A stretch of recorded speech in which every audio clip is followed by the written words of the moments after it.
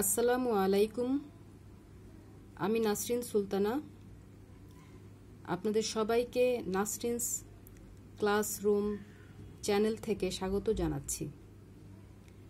আজকে আমি পবিত্র কুরআন এবং হাদিসের আলোকে আত্মার যে শ্রেণীবিভাগ পাওয়া যায় সে সম্পর্কে একটি প্রবন্ধ পাঠ করছি। বিশুদ্ধ আত্মার সন্ধানে।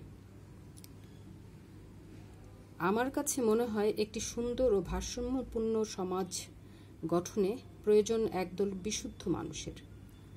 শারীরিক গঠন ও বুদ্ধির তীক্ষ্ণতায় একজন মানুষ অন্যান্য প্রাণী অপেক্ষা উন্নত জীব হতে পারে, কিন্তু আশরাফুল মাখলুকাত বা সৃষ্টির সেরা হতে হলে তাকে আরও কিছু শর্ত পালন করতে হয়।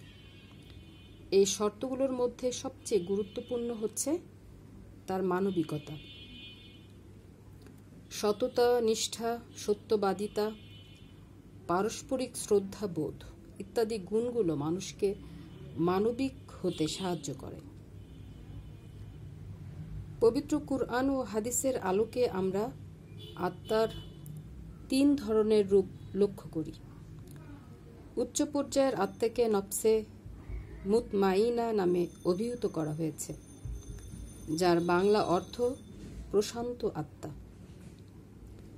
এ শ্রেণীর মানুষেরা অতি উন্নত চরিত্রের অধিকারী। তারা কখনোই নিরাশ হন না, সর্বদা মহান আল্লাহর উপর সন্তুষ্ট থাকেন। তাদের সমস্ত কার্যপ্রণালী স্রষ্টা কেন্দ্রিক। তাদের দ্বারা সাধারণত ভুল বা ত্রুটিপূর্ণ কাজ সংগঠিত হয় না। তারা আল্লাহর প্রতি সর্বাবস্থায় রাজি বা খুশি। মহান আল্লাহ তাদের প্রতি অতি প্রসন্ন। এ শ্রেণীর উন্নত চরিত্রের লোকদেরকেই আমরা কামেল বা ধার্মিক হিসেবে চিহ্নিত করি। মাঝামাঝি পর্যায়ের আত্মাকে বলা হয়েছে নফসে লাওয়ামা। এ শ্রেণীর মানুষ পথ চলতে চলতে কখনো বা ভুল করে ফেলে। তারা আল্লাহর প্রতি সন্তুষ্ট চিত্ত হলেও কখনো কখনো নিরাশার অন্ধকারে আচ্ছন্ন হয়ে পড়ে। দৈনন্দিন যাপিত জীবনে চেতনায় কিংবা অবচেতনে ভুল করে, আবার পরক্ষণেই নিজের ভুলের জন্য অনুতপ্ত হয়।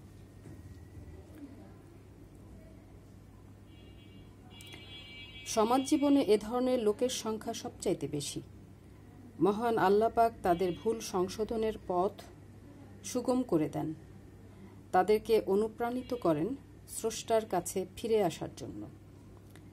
তাই এদের দ্বারা সমাজে ক্ষতি সাধিত হয় খুব কম, যেহেতু তারা তাদের ভুল বুঝতে পেরে আবার সঠিক পথে চালিত হয়।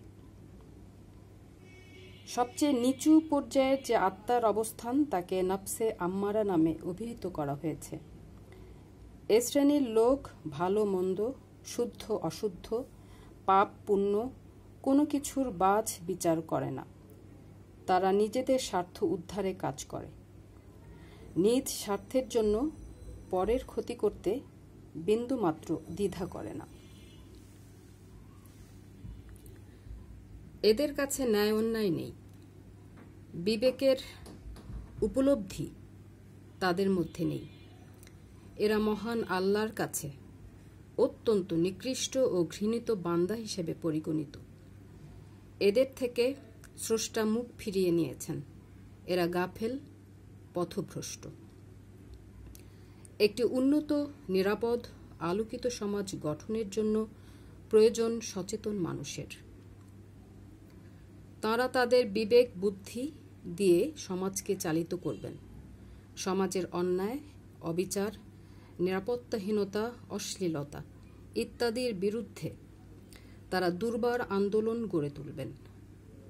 লোক দেখানো কাজ নয়, বরং স্রষ্টার সন্তুষ্টির জন্য তারা কাজ করতে সচেষ্ট থাকেন। জগতের কোনো কিছুই তাদের মনকে বশীভূত করতে পারে না। তারা ধর্মের বাহ্যিক আবরণে নয়, বরং অন্তর্নিহিত তাৎপর্যে বিশ্বাসী। তারাই সমাজকে সামনের দিকে এগিয়ে নিয়ে যান। কিন্তু বর্তমান সমাজ ব্যবস্থায় আমরা লক্ষ্য করছি যে বিবেকবর্জিত লোকসংখ্যা অধিক হারে বৃদ্ধি পাচ্ছে। তাই মুসলিম নামধারীদের দ্বারা সমাজে বহু গর্হিত কাজ সংঘটিত হচ্ছে। তারা ধর্মের নামে নিজেদের হীন স্বার্থকে চরিতার্থ করছে। এক্ষেত্রে তাদের লক্ষ্যবস্তু হচ্ছে সমাজের অতি সাধারণ মানুষ এবং অবশ্যই নারীরা। অথচ বিদায় হজে বিশ্বনবী মানবতার মুক্তির দূত হজরত মুহাম্মদ সাল্লাল্লাহু আলাইহি ওয়াসাল্লাম আরাফাতের ময়দানে উপস্থিত জনতার উদ্দেশ্যে বলেছিলেন, ধর্মের ব্যাপারে বাড়াবাড়ি করা যাবে না। কারণ ধর্মের নামে বাড়াবাড়ি করতে যে পূর্ববর্তী বহু জনপদ ধ্বংস হয়ে গেছে। জ্ঞান ও প্রজ্ঞার মাধ্যমে মানুষকে সৎ ও সত্য পথে আহ্বান করতে বলেছেন। নারীকে মূল্যায়ন করতে যে নবীজি সাল্লাল্লাহু আলাইহি ওয়াসাল্লাম তার অবস্থানকে সুস্পষ্টভাবে ব্যক্ত করে বলেছেন, মায়ের পায়ের নিচে সন্তানের বেহেশত। সন্তান বলতে নারী ও পুরুষ উভয়কে বোঝানো হয়েছে। ইসলামের দৃষ্টিতে নারী ও পুরুষ একে অপরের বন্ধু। তারা প্রতিযোগী নয়, তারা একে অপরের সহযোগী। নারীর অধিকার বেশি, পুরুষের কর্তব্য বেশি। কাজেই নারীকে অপমান করে প্রকারান্তরে পুরুষ নিজেকেই অপমানিত করছে। অবশ্য এ সমস্ত নির্লজ্জ পুরুষের সংখ্যা অতি নগণ্য। সংখ্যাগরিষ্ঠ পুরুষই সাধারণ এবং সহযোগী ভাবাপন্ন। অথচ মুষ্টিমেয় কলঙ্কিত পুরুষের দ্বারা আমাদের সমাজ বারবার কলুষিত হচ্ছে, তার এগিয়ে চলার পথকে রুদ্ধ করে দিচ্ছে। কাজেই এখনই আমাদের এ ব্যাপারে সোচ্চার হতে হবে। মনে রাখতে হবে, নারীর শালীনতা তার আবরণে, তেমনি পুরুষের শালীনতা তার দৃষ্টিতে ও আচরণে। আপনাদের সবাইকে ধন্যবাদ জানাচ্ছি। আবার আপনাদের সাথে পরের ভিডিওতে দেখা হবে, কথা হবে ইনশাআল্লাহ। সবাইকে আল্লাহ হাফেজ।